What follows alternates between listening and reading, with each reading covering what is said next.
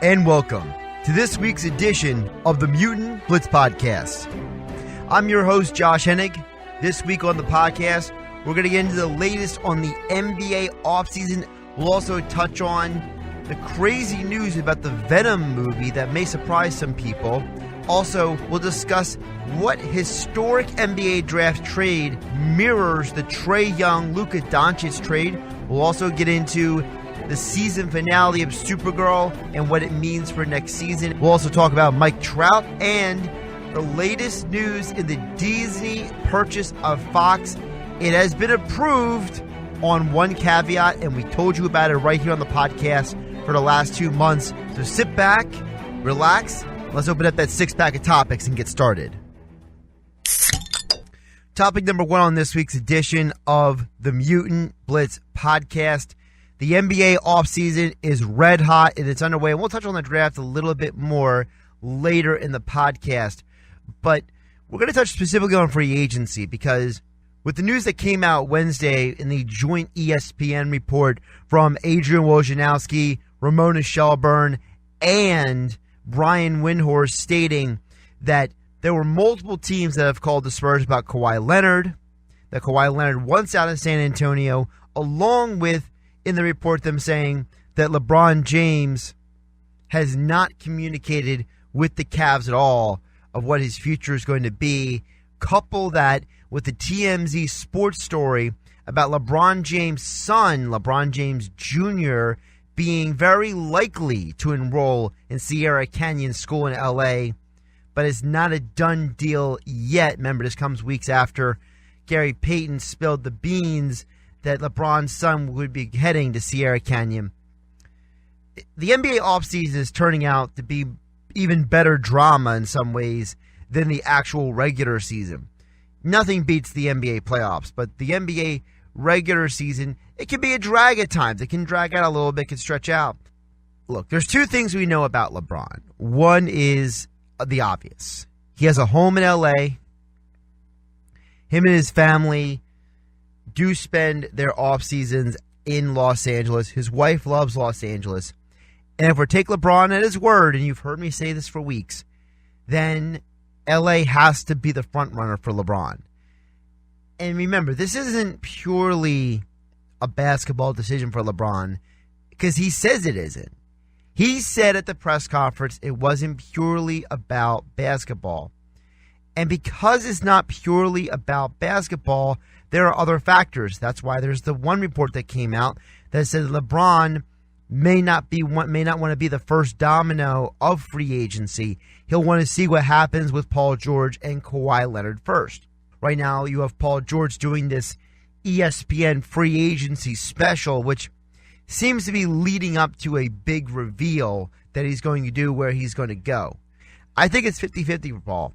Everything you're reading online, everything the insiders are telling us, it looks like with Paul George, it purely comes down to, is he ready to make the jump to LA, or is he still feel he has unfinished business in Oklahoma City? And we know OKC can pay him more, and he's an LA guy, just like Russell Westbrook. Maybe there's a conversation going on between Westbrook and Paul George about what they want to do for next year.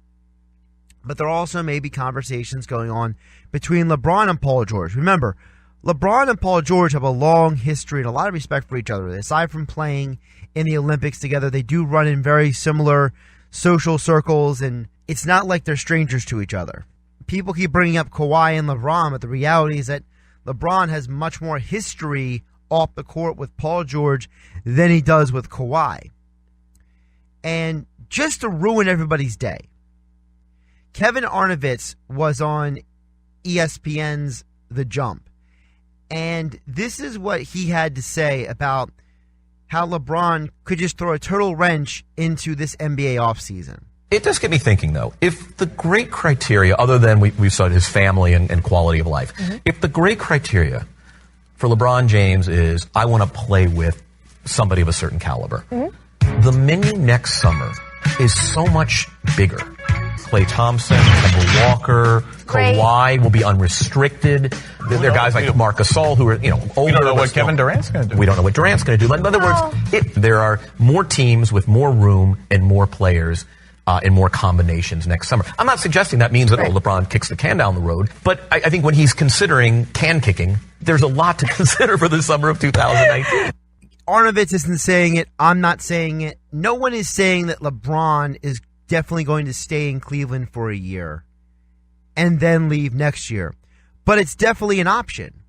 It's definitely an option for LeBron to say, look, I got this $36 million option. I can stay in Cleveland 1 year. Maybe Cleveland makes a move that's going to appease me for 1 more year. We know that they have made trades every year since he got there. Every year since LeBron got there. Remember, the first year was the J.R. Smith, Iman Shumpert deal. And then another year, it was the Kyle Korver deal. And then this past year, it was the revamp of the roster with Rodney Hood and George Hill and Clarkson and Larry Nance Jr. So we know this team is unafraid of making deals. Also, last offseason, they traded away Kyrie Irving. Who's to say that if LeBron commits himself to 1 more year in Cleveland, that he doesn't turn around and say, okay, I'm staying in Cleveland 1 more year, and then the Cavs say, oh, you're staying in Cleveland? Well, we're going to make a move to correspond with that. And they may not be actively shopping Kevin Love, but Kevin Love may be one of your biggest assets to revamping this roster, because this roster is constituted, made games 1 and 3 interesting in the NBA Finals, but this roster isn't beating the Warriors. Not in even 7 games. But it's the other news that's come out this week that leans me more and more to believe that LeBron is going to LA and there's almost nothing anybody can do about it. It's a report this week on Basketball Society Online. I interviewed, along with my buddy Deshaun, Brandon Robinson on Monday on our radio show, Hanging with Hendricks and Hennig on 97.3 ESPN, and we talked about the fact that LeBron is going to make his announcement on Instagram TV where he's going to go. Also, the news came out this week that after that announcement will be the release of the Space Jam 2 teaser trailer. That's a lot of publicity. That's a lot of hoopla. That's a lot going into a decision just to stay in Cleveland for a year or to go to Philadelphia, for example. And it's not that Cleveland or Philadelphia doesn't warrant that type of respect and that type of attention. But if LeBron is that interested in driving attention to his brand and driving attention to his upcoming film and his activities off the court, that sounds more like a Hollywood mogul. That sounds like more of a great marketing strategy than it does a guy making a decision just for basketball reasons. Don't forget, and I've spoken to this about people multiple times on and off the record, LeBron is a guy who is very aware of his image and his public profile. LeBron is not like Kawhi Leonard. He is not some quiet guy hiding from the world, not looking for attention. He's not like Paul George, who gets his Gatorade commercials, gets a couple endorsements here and there, and he's good. LeBron also is not like a Russell Westbrook or a James Harden and is outlandish in his style choices. Everything LeBron does is calculated. Everything LeBron does is systematic in an endgame. You don't go on Instagram TV and then announce you're going to release potentially Space Jam 2. You don't let these stories get out there about your son going to Sierra Canyon, the same high school, by the way, that Scottie Pippen Jr. goes to. You don't let all these stories get out there if you don't intend on making a big move, on making a big step. Now, look, there's no guarantee as to Lakers. You've heard me on this podcast before. I'm going to give you my percentages one more time, and then we'll hit on Kawhi and hit on the rest of the free agency. Right now, I'm recording this on Wednesday night, June 27th. I think as of right now, LeBron James is going to the Lakers. and I'm going to say it's a 55%. Here's where the other percentages go for me. I say 55% he's going to LA. Lakers. I think there's a 20% chance he goes Clippers. And here's the reason why I go 20% right now. You look at the Clippers situation. They have the cap space. Check. They have young talent. Check. They just got rid of Austin Rivers and brought in a center, which is going to force DeAndre Jordan out the door. So who is Gortat? Gortat is a guy who can basically play the role that Zaza Pachulia plays with the Warriors, fill the role that Tristan Thompson plays with the Cavs. You already have Lou Williams. You already have Tobias Harris. You basically only need one other superstar or a star-level player. And if you trade DeAndre Jordan instead of letting him walk in free agency, that could be your key to getting another star player. You know, whether that's somehow facilitating Carmelo to come to LA, whether that is doing a sign-in trade deal that sends DeAndre Jordan to the Pelicans and Boogie Cousins to the Clippers. Do not forget, Boogie and LeBron have spent the last couple off seasons hanging out together, so there's already a built-in off-the-court relationship with those two as well. I'm not going to discount the Clippers. I think the Lakers are the favorite, but I think the Clippers, because Jerry West is there, and the relationship LeBron has with Jerry West is an option for him. So I'm going to give the Clippers right now a 20% chance. I think LA is the overwhelming favorite, as you see by the numbers, at 75%. The other 25% for me goes like this. I'm going to give the Sixers a 15% chance. I think that the history that LeBron has with DeJuan Wagner and the close relationship they have on and off the court from his early days in Cleveland cannot be discounted. And there may be something to that relationship if he does come to Philadelphia.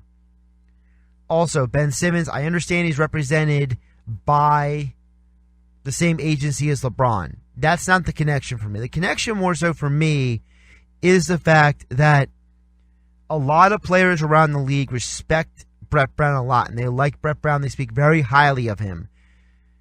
LeBron hasn't played for a structured coach since Spoelstra. Brett Brown, like Spoelstra, would not be a guy who's handpicked by LeBron. He would not be a guy that LeBron tells the organization, I want him here.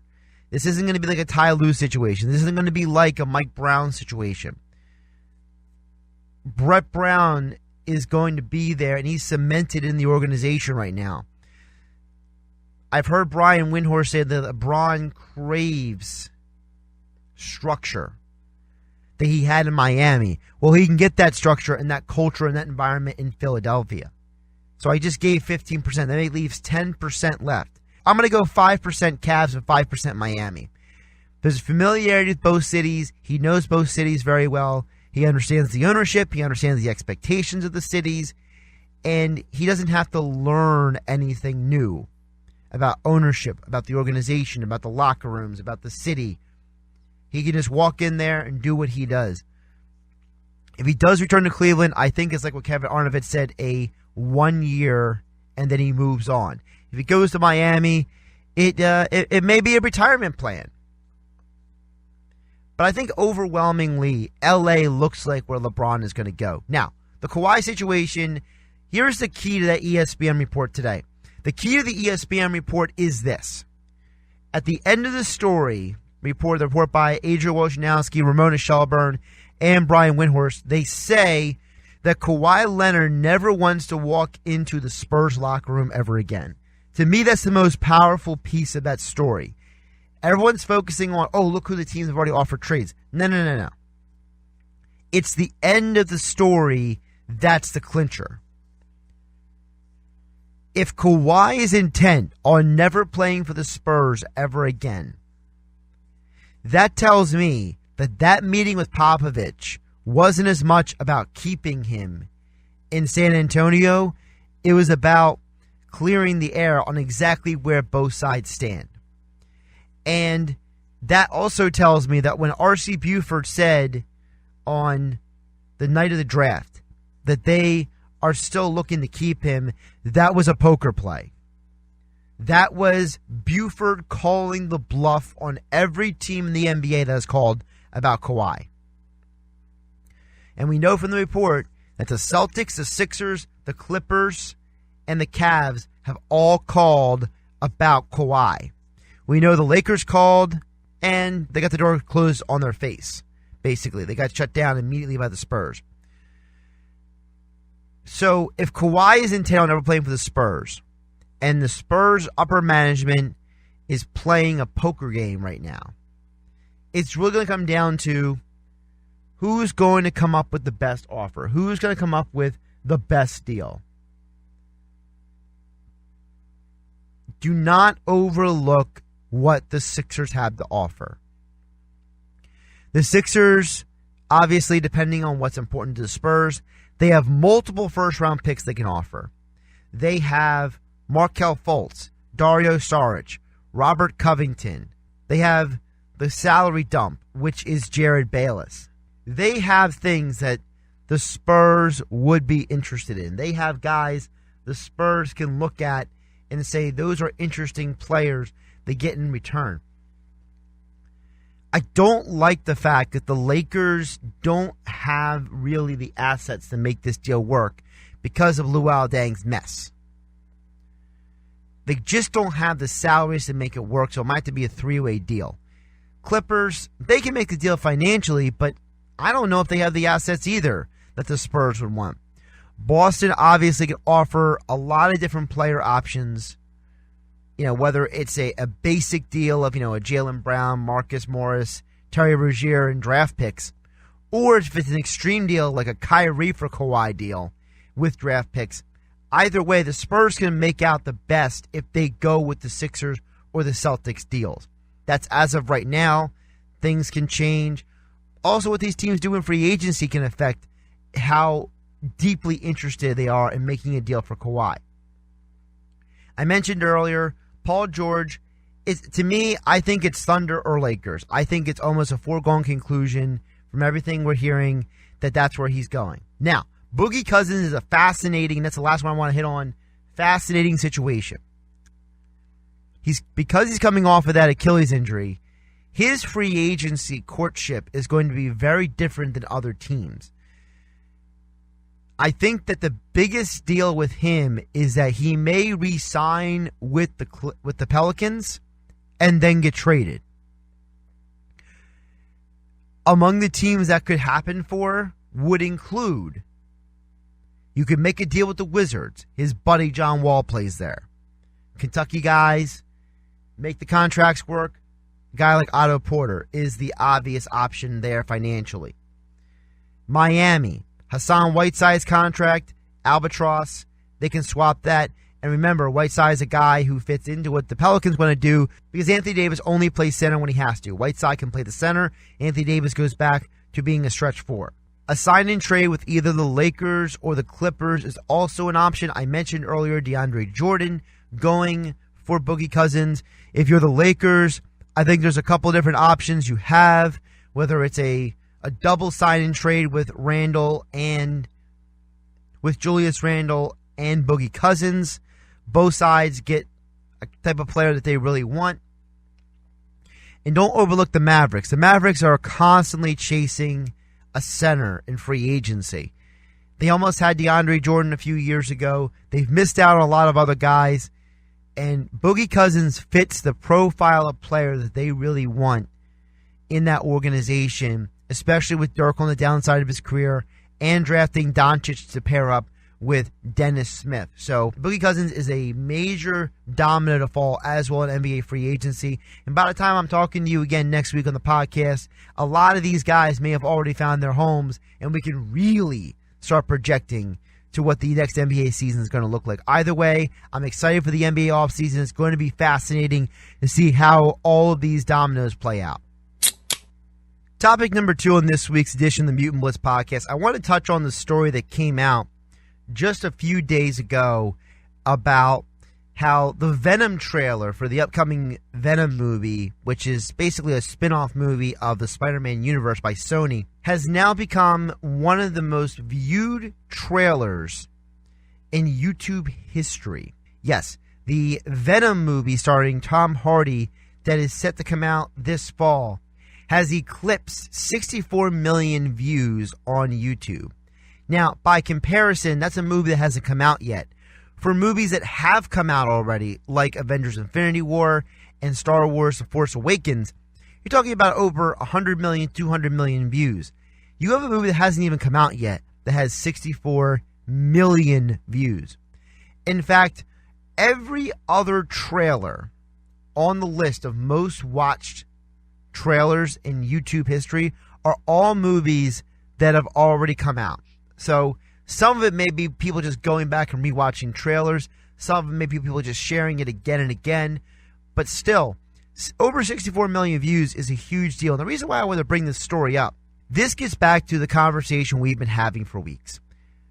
There is a heightened interest in the superhero world, in superhero comics. And Sony is capitalizing the best they can on that popularity by creating a Venom movie that, as it looks like in the trailer, is as good as you're going to get for a non-Marvel Cinematic Universe movie. What is Venom, basically? Venom is an anti-hero. He's got a darkness to him. There's a little bit of a horror, sci-fi aspect to it. And in getting an actor like Tom Hardy, it brings a lot of credibility to the film. And I think that there's a heightened interest in it because a lot of people who are going to movies now, people in their 30s, 40s, and 50s, they all grew up in a world where Venom was the most popular villain / anti-hero of all of the Spider-Man characters.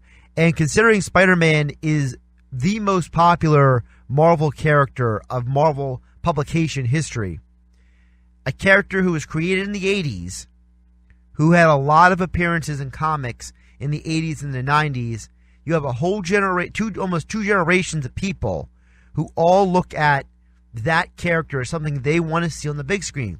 And people were very disappointed by his appearance in Spider-Man 3, the Tobey Maguire movie that ended up being an absolute mess. And this is also a good sign for the movie because if Sony can make a successful Venom movie out of this, it may incentivize them to play around also with a Venom 2 movie, or Marvel may come in and say, hey, we'd like to bring Venom into another movie we have in our universe, just like we did with Spider-Man. So there's a lot of possibilities, a lot of options with this, but having 64 million views for a movie that doesn't come out until the fall tells me that the comic book movie industry is as healthy as it's ever been.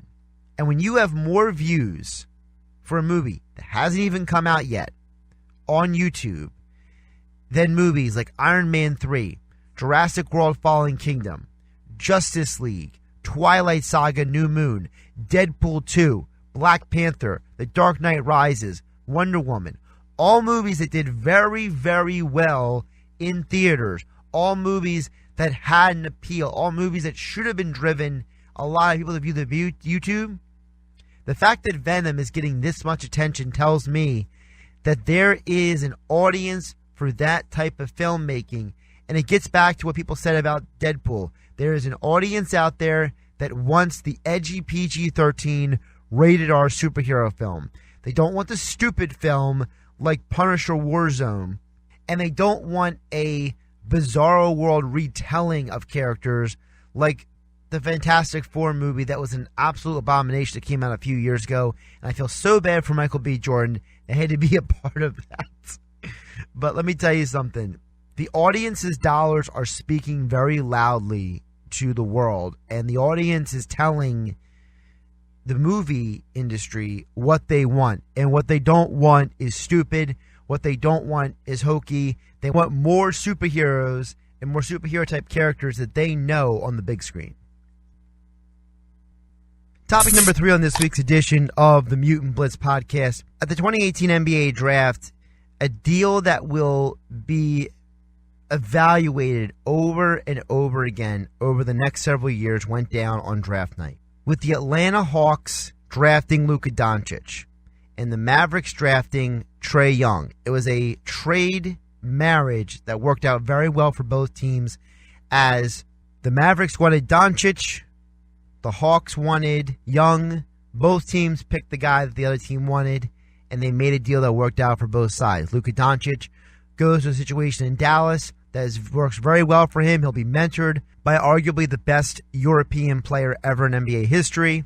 Meanwhile, Trae Young goes to a team in the Hawks with a head coach in Lloyd Pierce, who has a great track record of developing young players as they first come into the NBA. So both players seem to have gone to situations that work out very well for them. And I look at this situation and it reminds me of a similar deal that happened 20 years ago. In the 1998 NBA draft, Antoine Jamison and Vince Carter were drafted with back-to-back picks. Antoine Jamison went 4th overall to the Raptors. Vince Carter went 5th overall to the Warriors.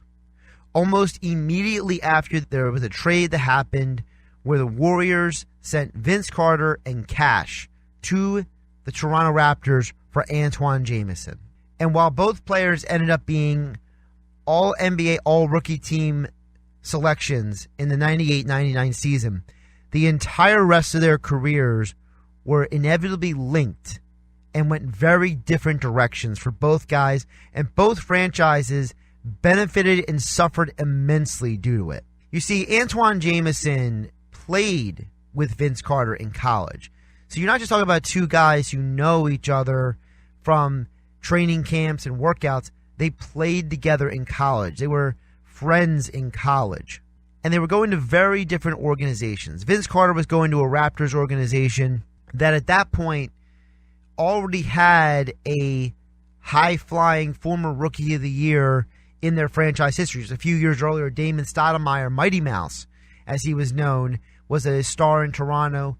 And Vince Carter walked into a situation where Toronto was trying to make the transition from being just another expansion franchise to being a contender in the Eastern Conference.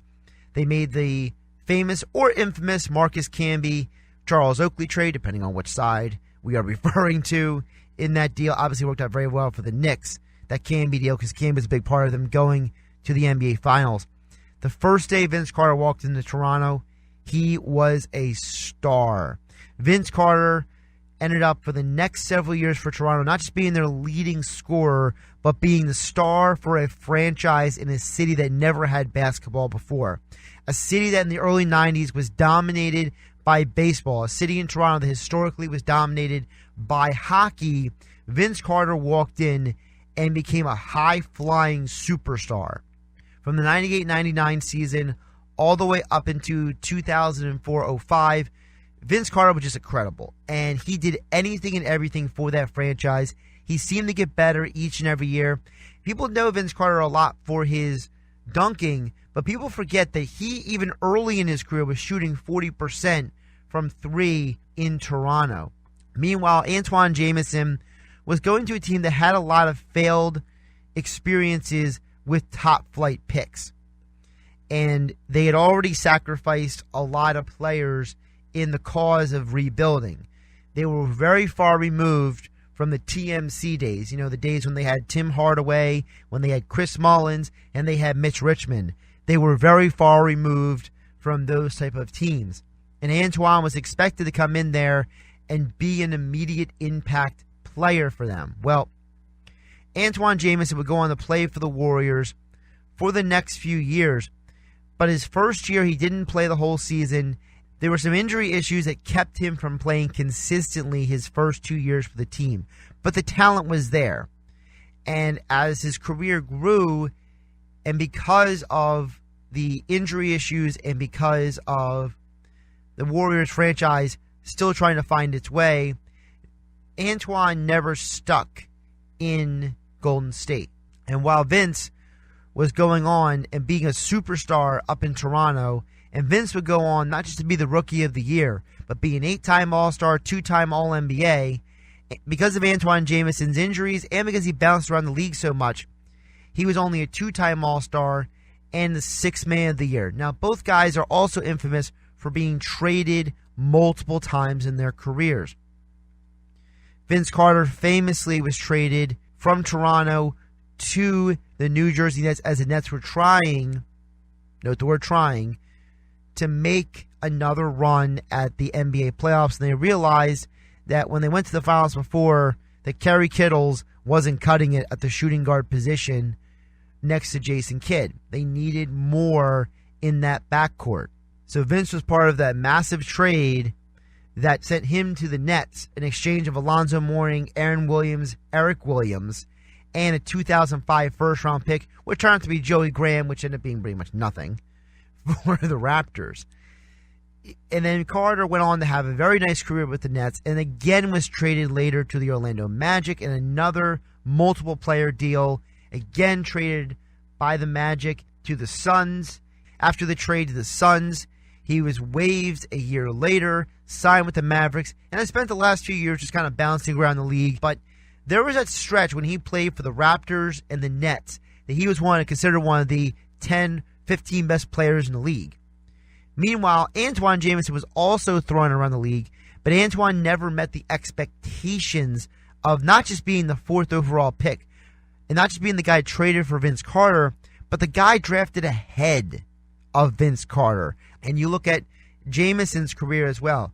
He was traded multiple times. Traded by the Warriors to the Mavericks. Traded by the Mavericks to the Wizards. And then he was part of the massive 3-team deal that sent him to the Cavs, which ended up being LeBron's last season in Cleveland. He later played with the Lakers and the Hawks and the Clippers, but in the end, because of the injuries, he aged a lot quicker than most guys would have in their careers. And in the last several years, he wasn't really the same player that you expected. And it's not that Antoine had a bad career. He had a very successful career, but it pales in comparison to Vince Carter's career. Because while Jamison had 5 different seasons with over 20 points per game averaged, and also showed himself to be a very efficient rebounder and showed the ability to shoot threes in an era where big men didn't shoot threes, he will always be connected to his former college teammate, Vince Carter. The same Vince Carter, who I mentioned was an 8-time All-Star and 10 times in his career averaged over 20 points per game. And Vince was also very underrated as a defender. He averaged at least a steal per game for the first 12 years consecutively of his career. And I mentioned Vince, a very underrated three-point shooter. Well, he's known for being a high-flying dunker.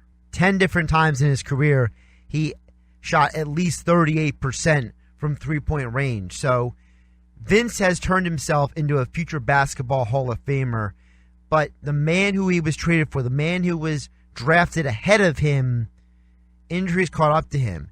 And I compare that trade 20 years later now to Trae Young-Luka Doncic. One of these guys I really feel like is going to have a great career, and the other one's just going to have a good career. I'm hoping these guys don't get traded as much as Vince did and as much as Antoine did, because you like to see guys get at least some more stability in their careers with one team than having to bounce around so much. But I do really feel like one of these guys is just going to have a much better career than the other. The question is, which is it going to be? Is it going to be Luka Doncic or is it going to be Trae Young?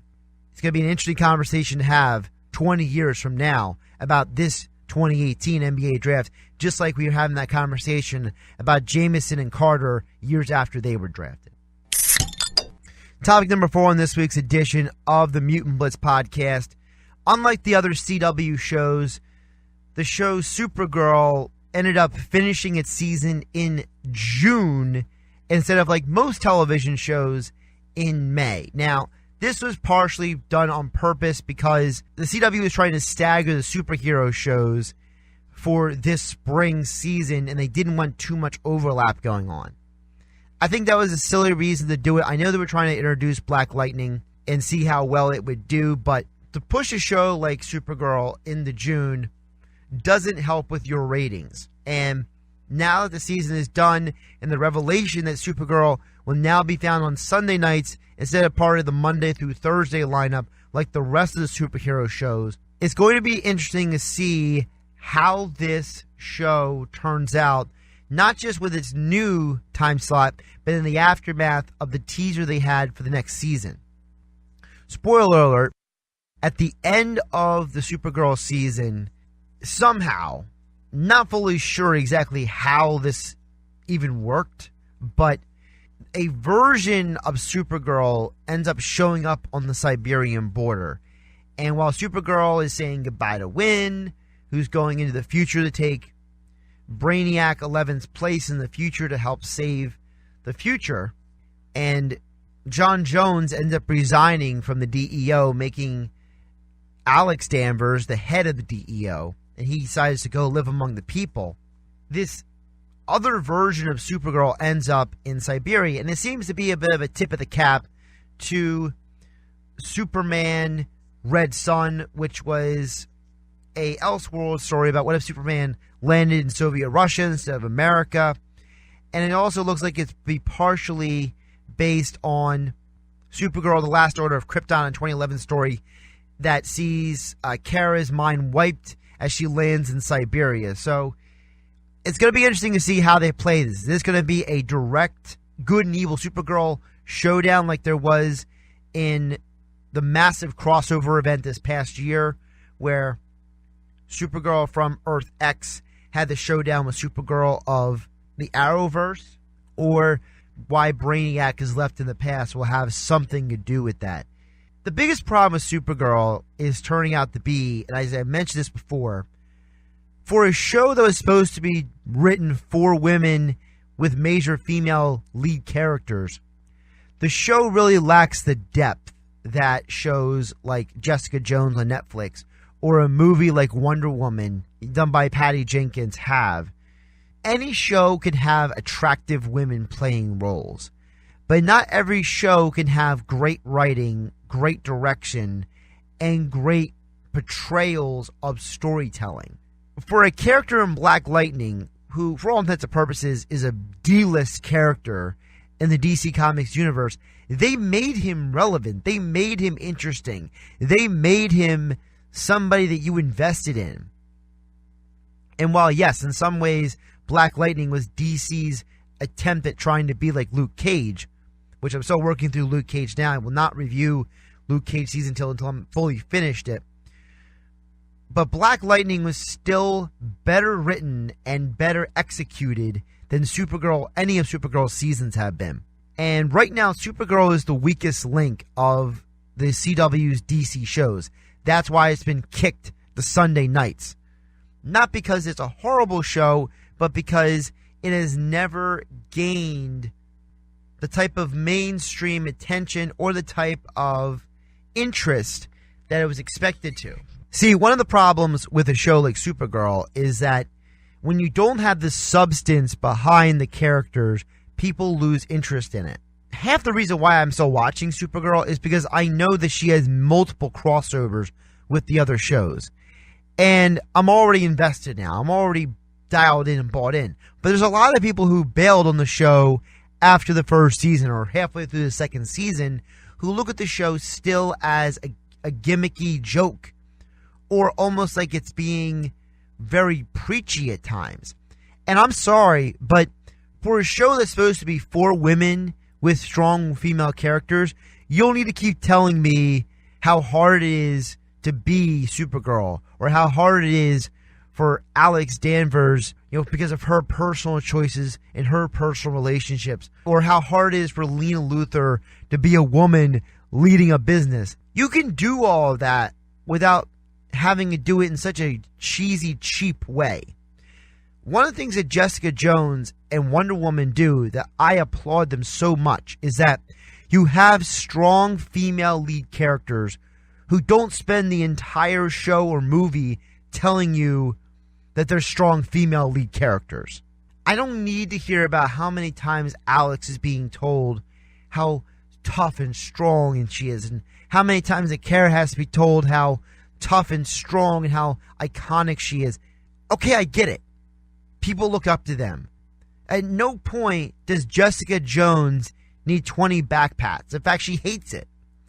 Wonder Woman needs nobody's approval. She does what she's going to do, and everybody else be damned. There's no point where Supergirl turns to somebody and says, I don't need affirmation. In the comics, Supergirl is not this needy.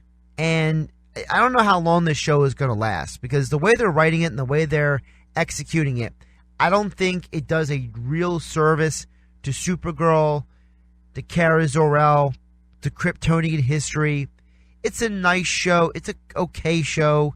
And I think Melissa Benoist has done a very, very good job at playing the role. But for a show that's supposed to be for women, promoting strong women, they don't do a very good job at letting the strong women be strong. There's never a point when you watch Avengers or any Marvel movie and you question how tough Black Widow is. She knows what she is, and she handles her business. Wonder Woman, she does what she's going to do. Jessica Jones just does what she's going to do. Even Colleen Wing's character in Iron Fist and Defenders, she stands on her own 2 feet. She doesn't need anybody to pat her on the back and tell her, oh, it's okay that you're a woman. You can be a bad too. No. She just does her thing, and she kicks. And that's the problem with Supergirl. Supergirl is more interested in promoting this agenda and saying, see how life is? See how difficult it is? I get it, all right? Life is difficult. Go ask a single mom with 2 kids whose husband cheated on her and kicked her out of the house how tough life is. I don't need a stupid comic book TV show to tell me that, all right? Life is difficult. We all go through things. And honestly, I don't know how long Supergirl is going to last. For their sake, I hope that in season 4, they do a lot better with the substance of the show instead of the gimmicky side plots and the agendas of the show. A show should be about the characters and about the story, not about agenda and gimmicks. There's a reason why people were exasperated with the Justice League movie. There's a reason why the Constantine TV show on NBC got canceled. There's a reason why a show like Marvel's Agents of S.H.I.E.L.D. has dropped in ratings almost every year since it's been on the air. Because if you don't have a sound story behind the characters, you're asking people to show up each week for the characters and not for the story. And even hokey cartoons sometimes have had better stories and better storytelling than a show like Supergirl has. And that's the frustrating thing for me, because I think Melissa Benoist has done an excellent job with the character. She has embraced it. She has owned it. And she has shined in that character, especially in the crossover shows with shows like Arrow and The Flash and others. But in her own show, she's being drugged down by the subpar writing, by the teenage drama aspect that has been ingrained into the show, and by the preachiness of some of the feminist ideas that could have been portrayed so much better. And if you want to know how to do it better, I think the writers for Supergirl need to go back and watch Wonder Woman, go and watch Jessica Jones, to learn how a strong female character is presented without making the audience feel like they're being preached to or being reminded about how tough life is. Topic number 5 on this week's edition of the Mutant Blitz Podcast. Mike Trout is constantly setting records. He's constantly making history. He did it again this past week. He, at 1,000 games, has more home runs and more walks than Barry Bonds. You know, Barry Bonds, the guy who statistically has the most home runs in baseball history, the guy who has the most walks in baseball history. Yeah, that guy. Mike Trout just surpassed him in the first 1,000 games. Now, I'm not saying that Mike Trout, because of that, is going to become baseball's all-time home run leader, all-time walks leader. But there is something to be said for when you have a guy like Mike Trout who is setting history. Why don't we talk about this guy more? We talk all the time about LeBron James. If you're talking the NFL, Tom Brady, Aaron Rodgers, Carson Wentz, Ben Roethlisberger. So while the NBA has all their stars and the NFL has all their stars on display, no one ever talks about Mike Trout, the 2-time American League MVP, the 6-time All-Star, the 2-time All-Star Game MVP, 5-time Silver Slugger, Rookie of the Year. And he's only 26 years old. He's just entering his prime. You know, he already has led the American League in runs scored 4 times, led the league in RBIs once, and twice now in walks. He's on pace for the 3rd straight year to lead the league in on-base percentage. But yet, most people wouldn't know who Mike Trout is if he walked down the street or walked through the mall. Why? Because baseball does a horrible job at promoting its stars. Baseball has become such a sport out of touch with the rest of the world. They just don't know how to promote anybody or anything anymore. And it's a shame, because baseball should be putting Mike Trout on front of everything. Every commercial should have Mike Trout. Every promotion should be Mike Trout doing something.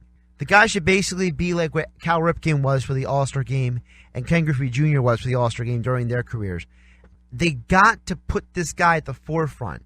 If you go through his stats through age 25 and 26, according to baseballreference.com, his similarity in stats is on par with Frank Robinson, Ken Griffey Jr., Mickey Mantle, Hank Aaron. Those are 4 Hall of Famers. Those are 4 of the greatest players to ever play the game of baseball. But yet, most people have no idea about Mike Trout because baseball doesn't promote his guys, and he plays for the other LA team, the Los Angeles Angels of Anaheim.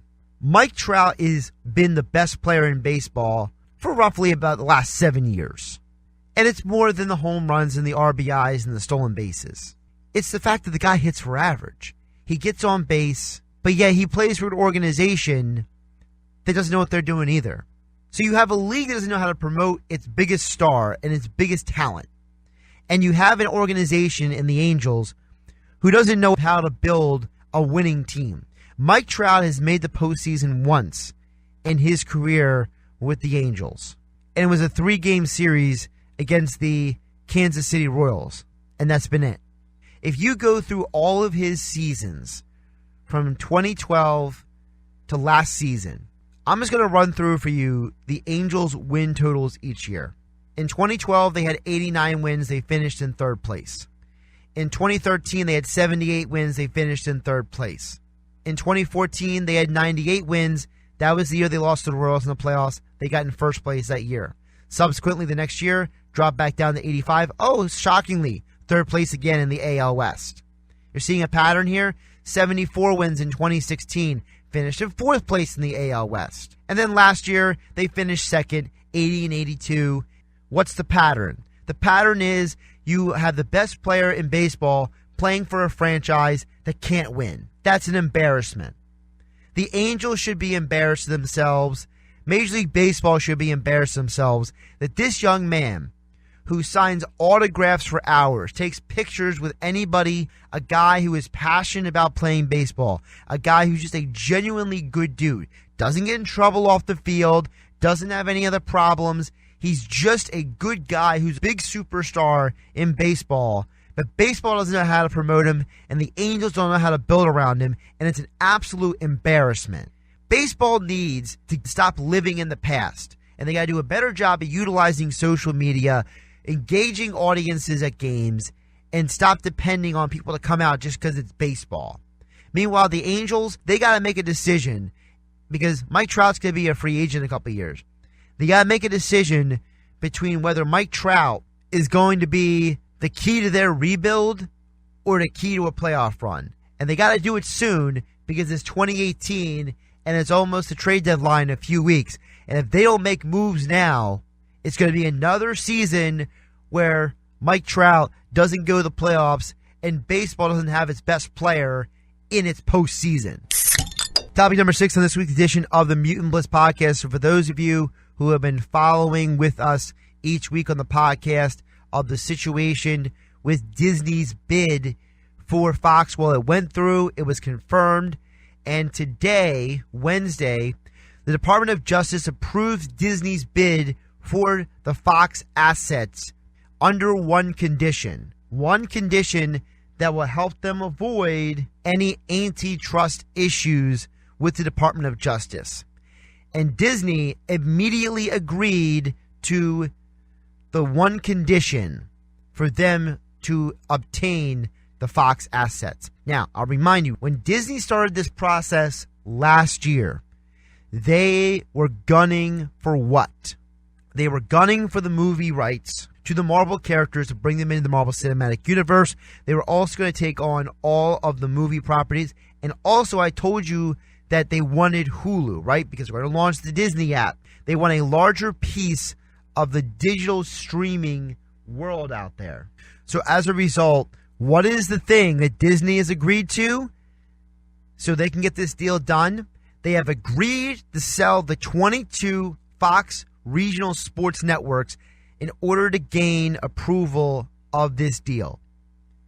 You see, everyone was so hyper-focused on the Fox's 21 regional networks, and Disney has literally just agreed without even question to selling it off, allowing the Justice Department's Antitrust Division to pass this sale of the Fox assets to Disney. So what does that tell all of us?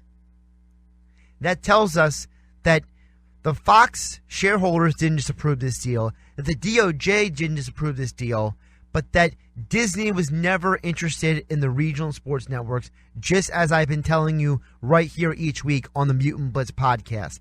Disney wants the Fantastic Four. They want the X-Men. They want all of the Fox studio characters and movies that come along with that studio property. Because Disney has become a movie-first business, not a television network business. There's a reason why ESPN made so many cutbacks at their network properties, because they have less interest in linear television and more interest in digital. So again, you're getting Hulu as part of this deal. You're not as interested in the regional sports networks. So now, what happens to these regional sports networks? There's really only two companies out there that have regional sports networks that are not Fox, and that is Comcast and that is AT&T / Time Warner. There may be some issues with Comcast taking on these regional sports networks because the Comcast already has so many, but you know Comcast would love to get these regional sports networks because of how spread they are around the country. Just for those who don't know, currently Comcast / NBC Sports has networks in Chicago, Philadelphia, Boston, Washington, D.C., and San Francisco. The 22 Fox networks include Wisconsin, it includes Ohio, the Carolinas, Georgia, South Florida, Texas, New Orleans, Oklahoma, and Kansas City, to name a few. This would be a major deal for NBC and Comcast to absorb these networks, but it would also be a major deal for AT&T to obtain these networks. Because with the AT&T Time Warner merger that has been approved just a few weeks ago, AT&T is more than just a mobile network. They also have their hands in the linear television game and in the cable services game. So networks like HBO, CNN, and Warner Brothers are now all with AT&T as well. And by the way, that affects who? That affects DC Comics, because DC Comics is part of Warner Brothers company. Remember, all the DC movies are produced by Warner Brothers Studios. So now AT&T has a major piece of also the comic book universe with Warner Brothers in their stable. So for AT&T, through Time Warner, already owns a couple regional sports networks. It would be a major deal for them to get these 22 networks to expand what they're trying to do with linear television and make themselves more valuable, because when the time comes for Turner Sports to rebid for the NBA, it is much more valuable for them to lean on having all these regional sports networks to combine with their TNT coverage. Then going against NBC, which not can just outbid Turner/Time Warner at this point in time, but also offers the expansive NBC Sports Network. It's not just on NBC anymore like it was in the 90s. You have all these major cities with NBC Sports channels. You have NBC Sports Network as well, which is on cable, satellite, and of course the NBC Sports app. So to me, the regional sports networks that Disney is agreeing to sell off is going to come down to Comcast and AT&T/Time Warner. They can fight that out. At the end of the day, Disney is getting what they want, and the Department of Justice is allowing them to make this purchase. So that means that either in 2020 or 2021, we will start seeing the introduction of mutants from the X-Men universe and characters like the Fantastic Four and others from their universe into Marvel. We'll go over how they're going to do that in a future episode, but I can tell you right now that as things stand, they are on track to have this deal done.